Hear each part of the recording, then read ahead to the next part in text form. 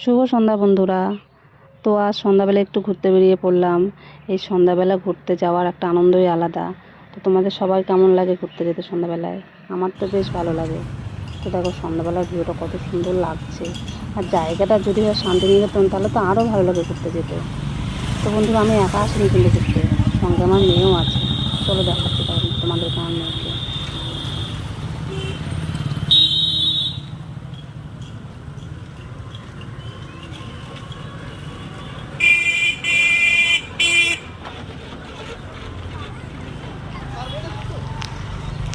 এই দেখো বন্ধুরা, এটা আমার মেয়ে আর আমি।